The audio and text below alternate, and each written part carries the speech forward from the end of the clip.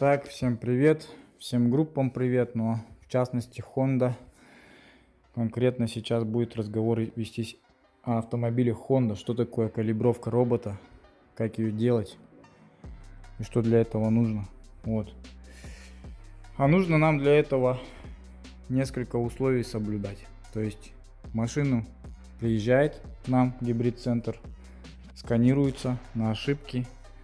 Не должно быть никаких ошибок по АБСу, по коробке, по двигателю. Но главное, чтобы не было по коробке и по двигателю. Это самые основные такие блоки, которые могут мешать калибровке.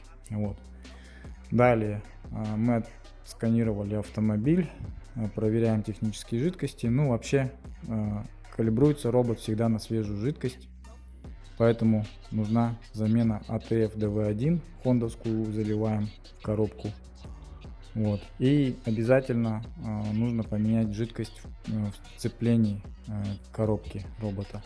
У него там два бачка от сорбера получается, которые эти бачки по сути впитывают влагу. То есть вся вода, которая есть, она наружу выходит у него. В Японии эта жидкость немножко другая, но у нас за неимением той жидкости заливаем ТСЛ, он тоже подходит. Обязательно DOT 4. Вот такие ТСЛки, короче. Я купил все здесь на несколько автомобилей пока. Ну, если поедут Хонды, будем такую замену делать. Вот. По цене могу сказать, что жидкость стоит одинаково, что в магазине. Брал я ее, сразу говорю, в японцы. По ценнику получается вот одна такая упаковка. Это получается у нас 4 литра. Она уходит у нас на 2 машины. Вот. Чтобы вам не покупать целую такую упаковку, вот, я позаботился об этом и буду половинить вам по 2 литра буквально. Ну, там уходит чуть меньше, но тем не менее. Вот. Будет половиниться и заливаться в ваш робот. Ну и из этого тоже будет немного. То есть одна баночка 300 где-то примерно с копейкой миллиграмм будет заливаться в бачки от сорбера. Вот. В общем, цена жидкости плюс вся работа по калибровкам. Ну и потом, в общем-то, да, потом мы жидкости меняем. И далее идет у нас обязательно нужно почистить дроссельную заслонку. Снимаем дроссельную заслонку, чистим ее. Потом идет у нас программная работа. Подключается компьютер. Вот.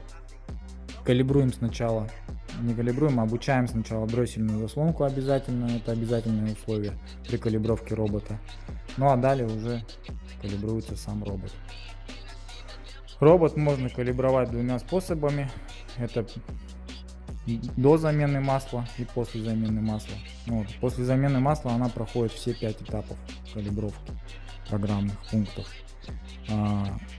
До замены робота до замены масла, то есть если масло нам менять не надо, а просто калибровка, она проходит где-то примерно каждые 10 тысяч километров. Замена масла происходит где-то каждые 30-40 тысяч, лучше 30, не затягивать интервал. Вот. После 30 тысяч также меняются все жидкости и калибруется робот всеми 5 пунктами. Но между этим можно калибровать 2 раза. Считай, 10 тысяч проехали, можно заехать, просто ее подкалибровать 4 пунктами. Вот. Так вот это делается, и тогда ваш робот будет жить долго и счастливо. А не то, что вот к нам некоторые машинки приезжают, там жидкость это уже зеленая. Вот. И очень черное масло. Вот. Где-то у меня была баночка показать. Прям вообще жесть, короче. Приезжайте к нам в гибрид-центр, сделаем вам калибровки роботов. Масло уже купил. Также можно будет в Хонде менять. Моторное масло есть у нас. Есть тойотовские масла для двигателей. Кому подешевле, там у ТСЛ Автобакс тоже очень качественные масла. Жидкости есть эти антифризы, можем перед зимой поменять, вам приедете. Сейчас скоро зима. В инверторах обязательно жидкость меняйте. В двигателе-то еще, ну и в двигателе в принципе тоже надо менять. потому что у них у всех помпы электронные. Как бы не дай бог что-то сломается, можно прикурить зимой. Такие дела. Я за качественное обслуживание, то есть в городе Якутске. Думаю, что появятся такие автосервисы, которые подтянутся по качеству. Ну и мы будем этому помогать, содействовать, так сказать.